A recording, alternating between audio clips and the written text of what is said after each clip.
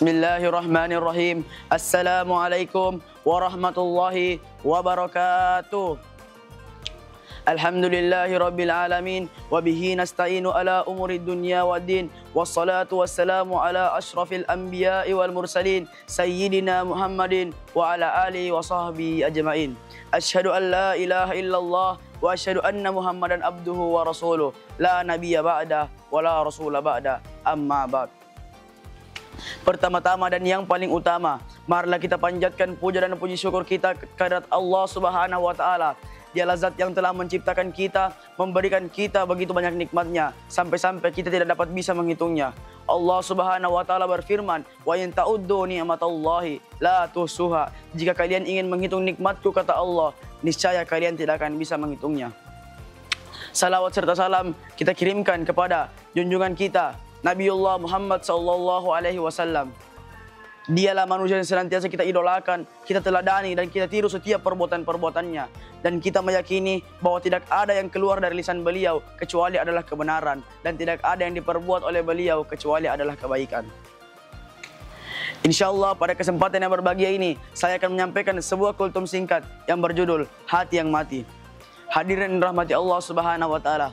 Kita bersama-sama mengenal obat penyakit hati untuk menyembuhkan hati yang sakit. Hati yang sakit bila tidak segera diobati, itu akan menjadi hati yang mati. Hati yang mati itu tidak ada bedanya dengan jasad yang sudah tidak bernyawa. Walaupun dipukul, dicubit, bahkan diiris sekalipun, ia tidak akan merasakan apa-apa.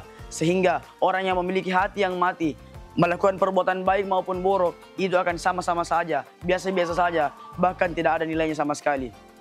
Ada dua ciri utama orang yang memiliki hati yang mati. Yang pertama, selalu menolak akan kebenaran Allah dari Allah Subhanahu wa taala, dan yang kedua, selalu berbuat kerusakan atau berbuat zalim kepada makhluk hidup, bahkan kepada dirinya sendiri. Orang yang memiliki hati yang mati telah disinggung secara tersirat di dalam surah Al-Baqarah ayat 7 yang berbunyi, Khatamallahu ala qulubihim wa ala sam'ihim wa ala absarihim ghishawatu wa lahum azabun azim. Dan Allah Subhanahu wa taala telah mengunci mati hati dan pendengaran mereka, dan penglihatan mereka ditutup, dan bagi mereka azab yang sangat berat. Hadirin rahmati Allah Subhanahu wa taala. Serta dalam riwayat Ibrahim bin Adam atau dikenal juga dengan Abu Ishaq, ketika ia sedang berjalan di pasar Basra, kemudian orang-orang mengerumuninya dan seraya bertanya, "Wahai Abu Ishaq, sudah lama kami memanjatkan doa kepada Allah Subhanahu wa taala, lantas kenapa Allah tidak mengabulkannya? Bukankah Allah telah berfirman dalam surah Ghafir ayat 30, Ad'uni astajibu lakum, berdoalah kalian kepadaku, niscaya aku akan mengabulkannya." Apakah kata Abu Ishaq, itu disebabkan karena hati kalian telah mati dengan 10 perkara berikut.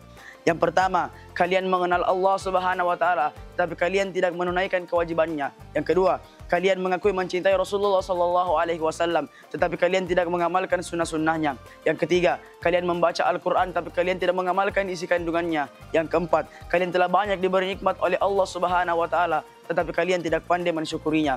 Yang kelima, kalian mengakui setan itu musuh kalian, tetapi kalian masih tetap mengikuti langkahnya. Yang keenam, kalian mengakui surga itu ada, tetapi kalian tidak berbuat amal untuk masuk ke dalamnya.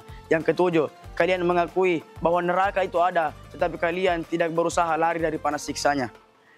Yang kedelapan, kalian mengakui bahwa kematian itu benar adanya, tetapi kalian tidak mempersiapkan diri untuk kedatangannya.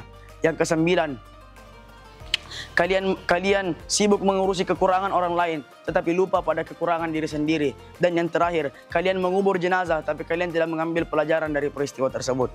Hadirin rahmati Allah Subhanahu wa taala.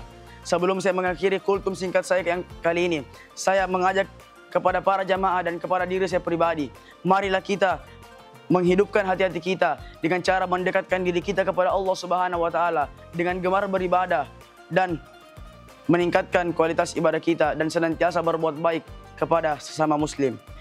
Demikianlah kultum singkat yang dapat saya sampaikan. Semoga saja kita tidak termasuk ke dalam orang-orang yang memiliki hati yang mati. Sekian dari saya, akhirul kalam, wabillahi taufiq wal hidayah. Assalamualaikum warahmatullahi wabarakatuh.